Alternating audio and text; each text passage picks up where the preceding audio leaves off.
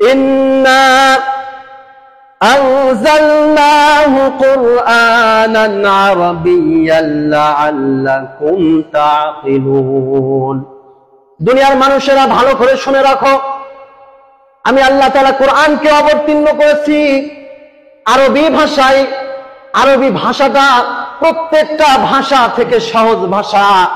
আমরা যদিও বাঙালি, বাংলা ভাষা আমাদের কাছে সহজ মনে হয়, বাঙালি তাই। কিন্তু মহতারাম হাজিরিন, বিশেষজ্ঞরা গবেষণা করে দেখেছে সবচাইতে সহজ ভাষা হলো আরবি ভাষা। বলেন না সুবহানাল্লাহ। আরবি ভাষা এতটাই সহজ, আপনি যদি কায়দা না পড়েন বুঝতে পারবেন না। কোন মাওলানা সাহেবের কাছে যে কোরআনুল কারীম পড়া এখন স্টার্ট দিয়ে দেন, কায়দা পড়া আরম্ভ করে দেন, আমপারা সিপারা পড়া আরম্ভ করে দেন, তাহলে বুঝতে পারবেন কোরআন আসলে কতটা সহজ। আমরা হুজুররা যখন তেলাওয়াত করি আপনারা মনে করেন কতই বা কঠিন, তেলাওয়াত আসলে কঠিন না। কোরআন এত সহজ করে আল্লাহ তাআলা দুনিয়াতে অবতীর্ণ করেছে যে কোরআন প্রত্যেকটা ভাষার মানুষ আরামে আরামে তেলাওয়াত করতে পারবে। আওয়াজ করে বলেন সুবহানাল্লাহ। এই কোরআনের ব্যাখ্যা শিখতে হবে, কোরআনের তাফসীর শিখতে হবে। ও ভাই, আজকে তো ডিজিটাল জামানা এসেছে, আজকে কোরআনের তাফসীর গুলো বাংলায় পাওয়া যায়। আমরা যদি বাংলা তাফসীর গুলো খুলে খুলে পড়া শুরু করি তাহলে কিন্তু কোরআনের কিছুটা মজা পেয়ে যাব। হায়রে মুসলমান, 40 বছর অতিবাহিত হয়ে যায় কিন্তু কোরআনুল কারীমের সূরাতুল ফাতিহার অর্থ কি একজন মুসলমান পাক্কা নামাজীকেও যদি দাঁড় করায় দিয়ে বলতে পারবে না। কেন রে ভাই এত দুর্বলতা আমাদের মধ্যে? কোরআন তো এসেছে আমাদের জন্য সঠিক পথ দেখানোর জন্য। সঠিক পথ আমরা এই জন্য খুঁজে পাই না কারণ কোরআন আমরা বুঝি না। কোরআনকে বুঝতে হবে।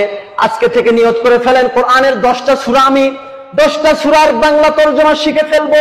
যেই 10টা সূরা আমি নামাজের মধ্যে তেলাওয়াত করি, সূরাতুল ফিল থেকে সূরাতুন নাস পর্যন্ত বাংলা তরজমাগুলো শিখবো। এই সূরাগুলোর প্রেক্ষাপট কি, আল্লাহ কেন নাজিল করলো, আমরা তাফসীর খুলে খুলে তাফসীরগুলো পড়তে থাকবো। আজকে বাংলার জমিনে হায় হায় কত মুসলমান, কত কাফেররা আজকে কোরআন পড়ে পড়ে মুসলমান হয়ে যাচ্ছে। আপনাদেরকে আশ্চর্য একটা খবর দিয়ে দেই, খোলাফায়ে রাশেদার সোনালী দিন কেন যে ফিরে আর আসে না, সকলে পেয়ে তার অধিকার, কেন যে মন খুলে হাসে না। ধুলির আসনে বসে ওমরে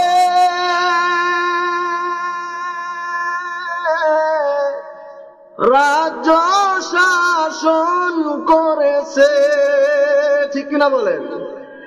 খলিফা ওমরের শাসনে কেউ কি না খেয়ে মরেছে, সেই ওমরের মতো কেউ ধরাতে কোনদিন আর কি হবে না। খোলাফায়ে রাশেদার সোনালী দিন কেন আর ফিরে আসে না, সকলে পেয়ে তার অধিকার, কেন আর মন খুলে হাসে না। চারিদিকে শুনি শুধু হাহাকার,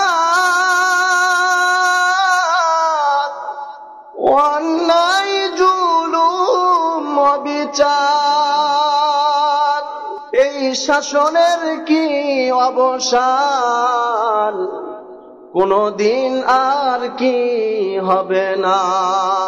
খোলাফায়ে রাশেদার সোনালী দিন কেন যে ফিরে আর আসে না,